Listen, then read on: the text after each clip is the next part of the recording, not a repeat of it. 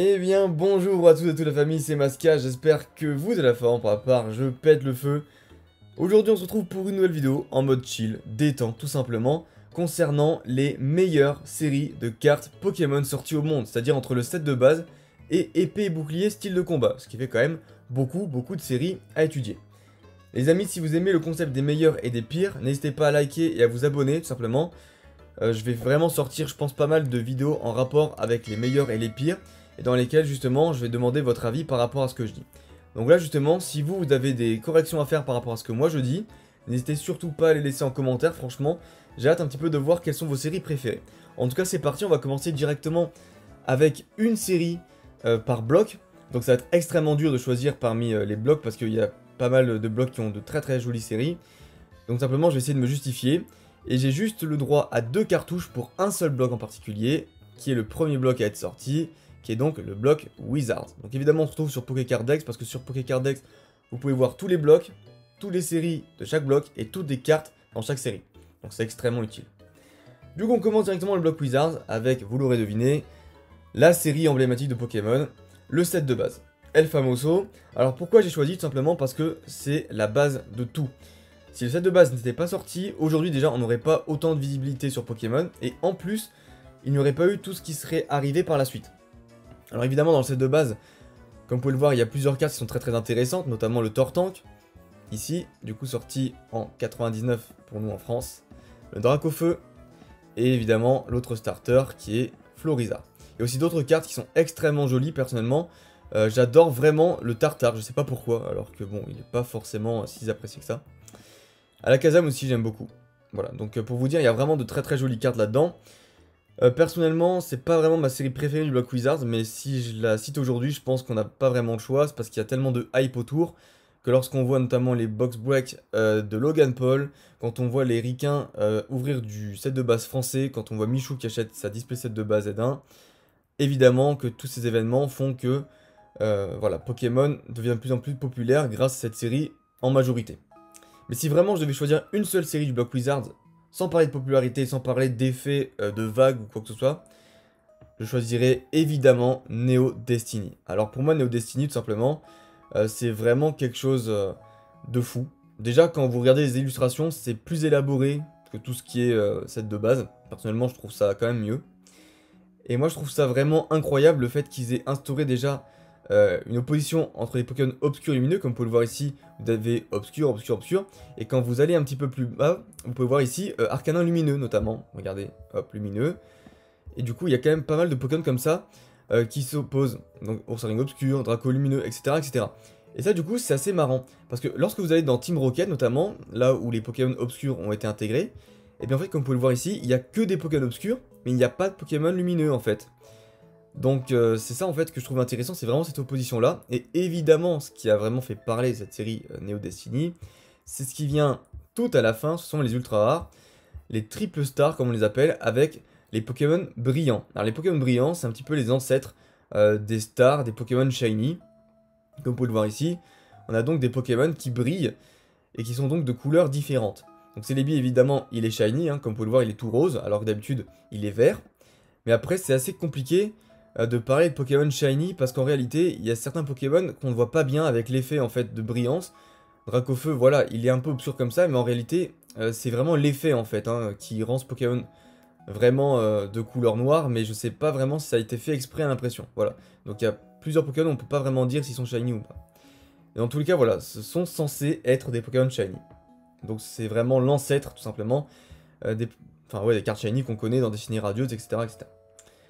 Ensuite, la série du bloc X la plus en vue, je pense que ce n'est pas du tout ma préférée, mais il faut quand même que je la cite, tout simplement. C'est évidemment X Deoxys. Alors en termes d'holographique, c'est la série la plus claquée, je trouve. Voilà, quand on a des cartes comme celle-ci, notamment, bon, on peut pas dire qu'on soit vraiment tout émoustillant en voyant ça. Même si, voilà, il y a quand même un Monaflemite par-ci par-là qui est joli. Voilà. Mais évidemment, ce qui a beaucoup fait parler de cette série, tout simplement, c'est les cartes stars, avec les fameux Latias Star, Latios Star et Rayquaza Star. Tout simplement, ce sont les premières stars françaises à être sorties. Parce que en US, on a donc les cartes stars de ex-Team Rocket Returns qui sont sorties avant Deoxys. Mais du coup, c'est un concept vraiment indémodable, les cartes stars, qui est extrêmement populaire aujourd'hui, où les gens sont prêts à payer des fortunes pour avoir ces cartes-là. Et du coup, ça a vraiment construit la réputation du bloc X, plus que les protagonistes cartes X, comme les Sprint X notamment, qui sont sortis expressément pour le bloc X. Voilà, donc c'est ça en fait un petit peu le paradoxe du bloc X, c'est que les cartes X sont moins populaires que les cartes stars. Personnellement, j'en avais jamais vu de ma vie des cartes stars dans un cours de récréation, donc j'ai vraiment jamais accroché à ces cartes-là. Mais voilà, du coup, je suis très classique en termes de cartes X, mais il y a beaucoup de collectionneurs qui collectionnent le bloc X, qui sont extrêmement axés sur les stars plus que sur les cartes X. Ensuite, du coup, on passe au bloc Diamant et Perle. Alors, Diamant et Perle, c'est intéressant, parce qu'en fait, il n'y a pas vraiment de série qui se démarque plus que ça. Je vais vous expliquer pourquoi mon choix s'est porté vers Merveille Secrète. Alors, simplement, Merveille Secrète, pour moi, il faut savoir qu'en termes de rareté, ce sont vraiment les cartes holographiques les plus rares à avoir. Et franchement, elles sont plus rares que la plupart des holographiques du bloc X, à part peut-être pour Ruby Saphir et pour Tempête de Sable. Mais en avoir des mints, c'est vraiment une purge. Du coup, quand on regarde vraiment comme ça, je sais pas ce que vous en pensez, mais quand on regarde juste les holographiques, donc c'est-à-dire en partant de Faramp jusqu'à Florizard, imaginez ça dans un tableau. Moi je trouve que le panel de couleurs et l'holographisme, enfin je sais pas, le style, fait que ça pourrait vraiment très bien rendre. Vous voyez, genre il y a un style graphique, une alliance de couleurs, un style vraiment qui fait que ça rend super bien. Bien que la rareté soit aussi quelque chose de très important là-dedans. Mais quand on va voir une autre série comme par exemple Duel au sommet, vous allez voir que la vibe n'est pas vraiment présente. Je sais pas ce que vous en pensez, mais quand vous regardez la série, vous vous dites quand même qu'il y a moins de vibe en fait là-dedans. Donc du coup voilà, c'est pour ça que Merveille Secrète c'est vraiment mon choix préféré. Après il y a aussi d'autres séries vraiment qui font bien le taf en termes de panel, de couleurs comme je dis. Notamment Éveil des légendes où c'est quand même assez correct, même si vraiment c'est pas le top. Et après il y a évidemment Trésor mystérieux, où là voilà, vous avez quand même aussi un panel de couleurs assez divers, et des illustrations assez punchy, tout simplement. Ensuite, dans le bloc platine, eh bah écoutez, on va pas se faire chier, on va choisir la série platine. Alors pourquoi? Parce que tout simplement, la série platine c'est l'emblème de la 4ème génération. C'est même plus symbolique pour vous dire que les séries diamant et perle de base, tout simplement parce que les collectionneurs en fait vont être divisés en deux. C'est-à-dire qu'ils vont devoir choisir entre les jeux diamant et perle, alors que là pour platine, ça va vraiment réunifier tous les joueurs sous une seule série. Et ça c'est vraiment ce qui est intéressant avec le concept du bloc platine. En termes de cartes, les holographiques sont assez sympathiques, et surtout ce qu'il faut voir à la fin, c'est qu'il y a vraiment des cartes qui n'ont pas l'air comme ça, mais qui sont extrêmement dures à trouver en état neuf. C'est le cas notamment de ce Shaymin là, et de son compère, le Shaymin forme céleste, tout simplement. Pour ce qui est de Palkia et de Dialga, les stocks ont été retrouvés parce que ce sont des promos de coffret, même si elles sont ici marquées comme simplement cartes intégrantes à la série platine. Donc voilà, celles-ci elles sont quand même un peu plus communes. Ensuite, pour le bloc AGSS, eh bien écoutez, Pokécardex a décidé de simplement séparer en deux l'appel des légendes et AGSS, mais moi personnellement je considère que l'appel des légendes fait partie d'AGSS et du coup j'ai choisi cette série. Alors pourquoi j'ai choisi l'appel des légendes? Simplement parce que c'est une série qui idolâtre les Pokémon légendaires. Et ça c'est vraiment incroyable d'avoir du coup une série qui fait à ce point l'apologie des Pokémon légendaires. En fait il y a quasiment que ça, et ça c'est vraiment quelque chose de très cool dans le concept. Et du coup en fait ce qui est bien c'est que dans cette série là, vous avez les cartes ultra rares qui ne sont pas dans des boosters lourds comme on les appelle, donc ce ne sont pas des cartes holographiques qui vont être à la place de la rare, mais ça va même remplacer la reverse du coup. Comme vous pouvez le voir ici, il y a 11 cartes shiny qui ont du coup été mises en place dans cette série avec que des Pokémon légendaires, avec Deoxys, avec Dialga, Entei, Groudon, Ho-Oh, Kyogre, Lugia, Palkia, Raikou, Rayquaza et Suicune. Parmi les plus belles, franchement, il y a Ho-Oh qui pour moi a vraiment un style incroyable. Il y a aussi Lugia qui est très sympathique. Il y a Rayquaza qui est extrêmement beau, mais pour moi, la plus belle illustration reste quand même celle de Suicune. Waouh, un panel de couleurs vraiment incroyable, déchirant ce Suicune. Voilà, donc quand vous voyez ça, on peut dire déjà que c'est beau parce que ce sont des Pokémon légendaires, ce sont des Pokémon shiny, mais en plus, les illustrations font le taf. Donc vraiment, pour moi, il n'y a rien de mieux. L'appel des légendes, c'est incroyable. En termes de ratio, ces cartes-là sont extrêmement dures à avoir, sachant que ce sont dans les boosters légers, il y en a une par display. Entre une et deux, il y a des fois des displays où il n'y en a pas du tout, ça peut arriver.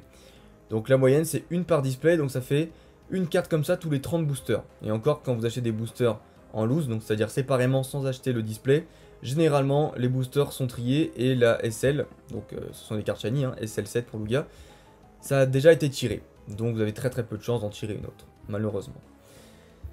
Ensuite, dans le bloc noir et blanc, alors là ça va être le choix je pense le plus contesté, les gens vont se dire mais what the fuck, qu'est-ce que tu nous sors? Eh bien les potes, j'ai choisi de prendre la série Destinée Future. Là ils vont se dire oh là là, mais qu'est-ce qu'il nous raconte le masquage? Alors tout simplement, ce qu'il faut savoir c'est que dans Destinée Future, c'est la première fois que vous verrez des Pokémon X. Tout simplement, ces Pokémon là qui sont aussi populaires dans le bloc noir et blanc que dans le bloc XY, apparaissent seulement dans cette série. Parce que oui, dans Noir et Blanc, Pouvoir Émergent et Noble Victoire, vous n'avez pas de Pokémon X. Vous avez que des Full Art lisses, comme je les appelle, pardon. Et du coup, c'est la première fois dans une série que vous verrez des Full Art avec des stries, les amis. Tout simplement, je vais vous montrer ça. Sur les scans, comme vous pouvez le voir ici, vous avez des stries, tout simplement. Donc là, on le voit pas très bien sur le Pokémon Reshiram, mais comme vous pouvez le voir ici sur le côté, vous voyez un petit peu des reliefs, tout simplement. Donc ce sont les premières cartes Pokémon avec des stries, les amis. Et donc les premières cartes Full Art avec le symbole X, tout simplement. Mais en plus, ça met en place les premières cartes Shiny de Noir et Blanc, parce que les cartes secrètes des séries Noir et Blanc et Noble Victoire, donc respectivement Pikachu et Meowth, ne sont pas des Pokémon Shiny. Ce sont des Pokémon en secret, mais ce ne sont pas des Shiny.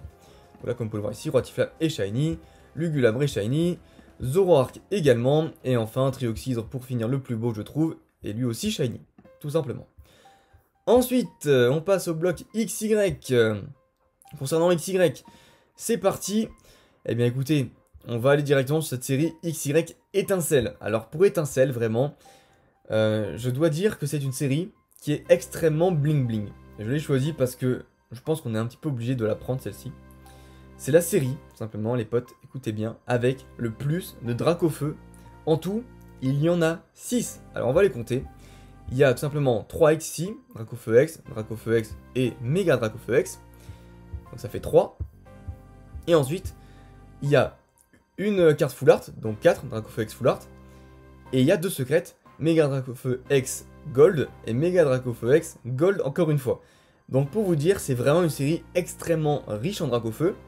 Mais quand vous regardez en fait les designs, vous pouvez pas dire que cette carte là, même si vous aimez pas le récent, dire que cette carte là n'en jette pas. C'est pas possible, cette carte, elle est vraiment extrêmement badass. En termes d'autres cartes, vraiment, il y a le Méga Kangourex X qui est vraiment sympathique. C'est dur à dire hein, quand même, Méga Kangourex X. Et il y a aussi d'autres cartes quand même sympathiques. Lorsqu'on remonte, vous allez voir, je vais vous montrer. Hop là, elle est où? Elle est là, Tangalis en holo qui en jette pas mal. Voilà, il y a des beaux effets. Voilà, tout simplement Cookie c'est tout. Un illustrateur assez connu. Voilà pour ce qui est de la série Étincelle. Un style quand même assez particulier qui est franchement pas dégueulasse. Pour le bloc Soleil et Lune, alors ça a été extrêmement dur de choisir encore une fois parce qu'il y a vraiment de très belles séries, je vais les citer, notamment il y a Ombre Ardente qui est pas mal, il y a Ultra Prisme qui est vraiment pas mal, il y a Duo Choc qui est vraiment pas mal, il y a Harmonie des Esprits qui est pas mal, il y a Eclipse Cosmique qui est pas mal, sans parler de tout ce qui est Destiné Occulte, sans parler de Légende Brillante, et évidemment de Majesté des Dragons, je vais quand même me porter vers Duo Choc, tout simplement. Pourquoi? Parce que Duo Choc a instauré une dynamique extrêmement appréciée par les fans, qui sont les cartes Escouade, mais aussi, à part les cartes Escouade comme vous pouvez le voir avec donc 2 Pokémon, hein, Celebi et Florizard, ici avec le petit bordereau jaune, il y a aussi eu un nouveau concept qui a été instauré pour tout simplement ces séries-là, et je vais vous le montrer directement à la fin. Ce sont les cartes Full Art alternatives, comme vous pouvez le voir ici, ça c'est une Full Art Escouade basique, avec des artworks juste posés comme ça, des Pokémon sur un fond, et là vous avez donc les Full Art alternatives, avec des dessins qui sont beaucoup plus rigolos, beaucoup plus enfantins, des fois beaucoup plus badass tout simplement. Et ça franchement, c'est extrêmement dur à trouver déjà à l'heure actuelle ce genre de carte, alors que c'est sorti il y a même pas 2 ans cette série. Donc pour vous dire, je pense que ça c'est vraiment l'avenir du box Soleil et Lune, ces cartes là Full Art et Squad en alternative. Et franchement elles sont super jolies. Alors je vais essayer de vous en trouver d'autres, voilà regardez, vous pouvez pas dire que ça c'est pas beau, genre SVP quoi, c'est juste incroyable. Et la plus belle de toutes, voilà. Ça, les potes, c'est juste magnifique. Ça, c'est de l'œuvre d'art. Ça, c'est une pièce de musée. Rien à dire. Voilà, Latias et Latios qui forment un cœur avec le coucher de soleil derrière. C'est super romantique, c'est magnifique. Voilà du coup pourquoi mon choix se porte vers du Duo Choc. Tout simplement. Et enfin, pour la dernière série, j'ai envie de parler du bloc épée bouclier Alors là, évidemment, le bloc n'est pas complet, donc c'est pour ça qu'on va s'arrêter à style de combat. Et c'est d'ailleurs, du coup, cette série que j'ai décidé de choisir. Alors pourquoi je choisis style de combat? Déjà, quand on voit les premières ventes, on se dit qu'il y a vraiment un truc de fou à faire.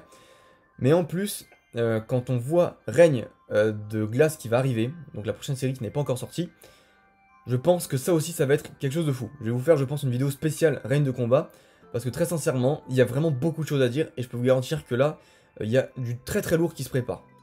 Mais vraiment, pour rester sur quelque chose de concret, donc des choses qui sont déjà sorties, pourquoi style de combat est quelque chose qui est très très bien? Déjà parce que c'est une opposition entre les cartes Pokémon 1000 points et les cartes Pokémon point final. Alors je vais essayer de vous en trouver. Alors tout simplement, ici comme on peut le voir, vous avez Gruicui point final, d'accord, avec le logo en rouge. Mais vous avez aussi du coup des cartes Pokémon 1000 points, notamment c'est le cas ici de Remoray, qui a du coup le logo en bleu, 1000 points. Donc du coup c'est un petit peu une opposition à la manière Team Magma vs Team Aqua, je sais pas si vous voyez ce que je veux dire du bloc X. C'est un petit peu ce genre d'opposition qu'on a là, et c'est vraiment très intéressant. Du coup, dans cette série, il y a des cartes qui sont extrêmement sympathiques. Notamment, je vais vous les montrer. Des cartes qui n'en ont pas l'air. Mais je crois que, si je dis pas de bêtises, ce Tyrannosif là se trouve que dans un booster sur 400. Ce qui fait du coup qu'en termes de statistiques, il est 4 fois plus difficile à taper qu'une star du bloc X à l'époque. Donc quand vous voyez la réputation des stars du bloc X, autant vous dire que cette carte là de Tyrannosif, plus tard, va vraiment stonks de ouf, je pense. De toute façon, l'avenir nous le dira, mais je pense vraiment que c'est très intéressant. Donc encore une fois, sans parler de cote, l'artwork est là, magnifique. Voilà, un Tyrannosif qui fait la sieste, qui tape un petit roupillon après avoir bien bouffé. Franchement, je trouve ça vraiment incroyable. Et derrière, il y a Gros Tichon qui est en sueur un peu. Parce que lui aussi, je pense qu'il s'est pas mal rempli la panse, donc c'est vraiment humoristique ce genre d'illustration. Et derrière, il y a du coup des cartes qui sont extrêmement belles. Alors perso, j'aime pas du tout le style manga, hein, mais quand on voit ça, franchement, on se dit que ça fait très japonais. Vraiment, voilà, très très artistique, avec derrière la nature. Voilà, la surpuissance de l'être, c'est vraiment quelque chose de très très spirituel. Très joli. Et là, voilà, la puissance simplement hein, de Shiforce point final V. Qui, très clairement, je n'aime pas ce Pokémon, mais faut quand même dire que le travail qui a eu lieu sur cette carte a été mais extrêmement bien fait. Y a rien à dire. Voilà, tout simplement. Et du coup, il y a aussi des cartes gold. Alors oui, beaucoup d'ultra rares, hein, comme vous pouvez le voir. Regardez tous ces ultra rares. Mais il y a aussi du coup des cartes gold qui sont intéressantes, notamment Demolos, voilà, sur laquelle je parie une petite pièce. Et aussi les VMAX, Shiforce, point final VMAX, et Shiforce, je suppose 1000 points VMAX, qui sont extrêmement appréciés, qui sont d'ailleurs des secrètes. Voilà, des secrètes qui pour une fois ne sont pas des secrètes Rainbow ou Gold, ce sont donc des secrètes Full Art. Mais sauf que comme on peut le voir ici, c'est 170 sur 163, donc ce sont bel et bien des secrètes. Voilà les amis, à noter du coup, pour la petite anecdote qui va peut-être pas influer sur les cotes, que la transition écologique de Pokémon a commencé sur cette série. Parce qu'à l'époque, on avait donc des blisters cartons pour le bloc Wizard, puis du bloc X jusqu'au bloc épée bouclée, on est passé sur des blisters plastiques. Et maintenant, alors que du coup, les tripacks ont commencé à être sous carton pour Eclipse Cosmique, donc la dernière série du bloc Soleil Lune, Pokémon sort enfin en français des blisters individuels de boosters sous carton les potes. Voilà, ça c'est la première série où vous verrez des blisters sous carton. Avant c'était que du plastique. Voilà, voilà, pour la petite anecdote. Sur ce les amis, pardon, j'espère que cette vidéo vous aura plu. En tout cas, ça aurait été vraiment un réel plaisir de vous partager mes points de vue par rapport à ça. Dites-moi ce que vous préférez dans les commentaires, si vous avez des suggestions à faire, si par exemple vous aurez choisi d'autres séries à ma place. Sur ce, je vous dis à la prochaine, portez-vous bien, bye bye.